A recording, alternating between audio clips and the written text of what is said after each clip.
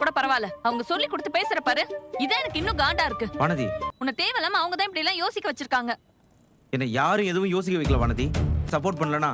Hi friends, இன்றைக்கி நம்ம ஐயனார்த்துணை பார்ப்போமா. பார்க்குறதுக்கு முன்னாடி எப்பயும் போல் சேனலை லைக் பண்ணிக்கோங்க. சப்ஸ்கிரைப் பண்ணாதவங்க சப்ஸ்கிரைப் பண்ணிக்கோங்க. வாங்க வீடியோக்குள்ளே போகலாம். பாண்டியும் வானதியும் பேசிக்கிட்டு இருக்காங்க ஒர்க் ஷாப்பில் நின்று. என்ன பேசுகிறாங்கன்னு பார்த்தீங்கன்னா, வானதி வந்து அவங்க ரெஸ்டாரண்ட்டு கூப்பிட்டு போயிருந்தாங்களே, அங்கே வந்து அவங்களோட ஃப்ரெண்டு ஃபுல்லாமே பாண்டியை ஒரு மனுஷராகவே மதிக்கலை.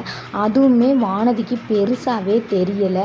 அதை கேட்குறாரு, என்ன வானதி, உன்னோட ஃப்ரெண்டு ஃபுல்லாக என்னை இப்படி மதிக்காமல் பேசினாங்களே வச்சாங்களே, அது உனக்கு பெருசாக தெரியலையா அப்படின்னு சொல்லி கேட்குறாங்க. கேட்டதுக்கு அவங்க கரெக்டாக தான் பேசினாங்க, நீ தான் ஒரு அங்கிள் ஃபீல்டு கொடுத்த, அங்கிள் மாதிரி நடந்துக்கிட்ட, நீ ஒரு வயசு பையன் மாதிரியே நடந்துக்கலை அப்படின்னு சொல்லி சொல்கிறாங்க. சரி விடு வானதி, என்னையை வந்து அவங்க கிண்டல் பண்ணி பேசினதுக்கு நீயும் அவங்க கூட சேர்ந்து தானே இருந்த, என்னை கிண்டல் பண்ணுறாங்க, பண்ணாதீங்கன்னு ஒரு வார்த்தை உனக்கு சொல்ல தோணலையா அப்படின்னு சொல்லி பாண்டி கேட்குறாரு. அவங்க ஒன்றுமே பேசல, ஃப்ரெண்டாக அப்படி தான் இருப்பாங்க வைப்பாங்க அப்படின்னு சொல்லி சொல்கிறாங்க. அப்புறம் பார்த்திங்கன்னா, நிலாக்கா, நீ எனக்கு மனசு கஷ்டமாக இருந்துச்சு, நிலா நீட்டுக்கு நான் ஃபோன் பண்ணி கேட்டேன். அப்போ வந்து நீங்கள் வந்து வானதிட்ட கேளுங்க, இது தப்பு தான் அப்படின்னு. அதானே பார்த்தேன், உனக்கு இதெல்லாம் தெரியாதே, நீ எப்படி இதெல்லாம் பண்ண அப்படின்னு நான் நினச்சேன்.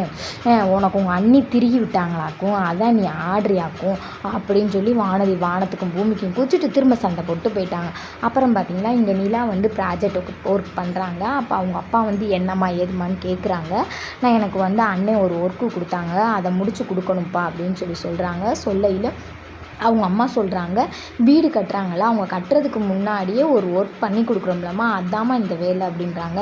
அப்படியா, அப்போனா நம்மளும் ஒரு வீடு கட்ட வேண்டியதாக இருக்குல்ல, அந்த வீடை கூட நீ இவங்கள்ட்ட கொடுங்கங்க, இவ பார்த்துக்கட்டுங்க அப்படின்னு சொல்லி சொல்கிறாங்க. அப்புறம் அப்படியே பார்த்தீங்கன்னா, இங்கிட்டு நடேசன் வந்துக்கிட்டு இருக்கையில் அவரோட ஃப்ரெண்டு எல்லோரும் தான் அவங்க வீட்டில் ஒரு பொம்பளை பிள்ளை இருந்துச்சு, கொஞ்சம் பொம்பளை இல்லாத வீடுன்னு சொன்னாங்க.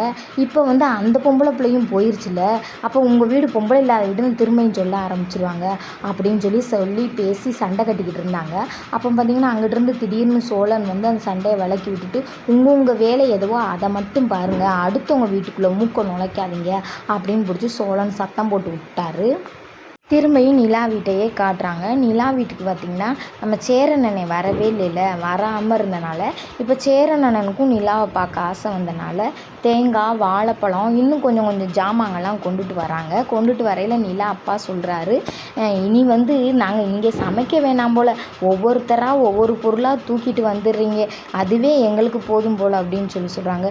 ஐயோ அப்படிலாம் இல்லைங்க சார், நான் வந்து நிலா, நான், சோழன், பல்லவன் எல்லோரும் சேர்ந்து உட்காந்து சாப்பிட்டு பழக்கப்பட்டுட்டோம். இப்போ நிலா இல்லாத எங்களுக்கு ஒரு மாதிரியாக இருக்குது, அதை கொஞ்சம் கொடுத்துட்டோம்னா நாங்களும் நிம்மதியாக சாப்பிடுவோமே அப்படின்னு நினச்சோம் சார் அப்படின்னு சொல்கிறாங்க. அப்புறம் சரின்னு சொல்லிட்டு நிலா அவங்க அம்மா வந்து ஒரு காஃபி போட்டு கொடுக்குறாங்க. அது சேரனை குடிக்கிறாங்க. குடிச்சு முடிச்சோடனே, அப்பா முடிஞ்சால் போய் அண்ணனை விட்டுட்டு வரீங்களா அப்படின்னு கேட்குறாங்க. சரி நான் விட்டுட்டு வரேன்னு சொல்கிறாங்க.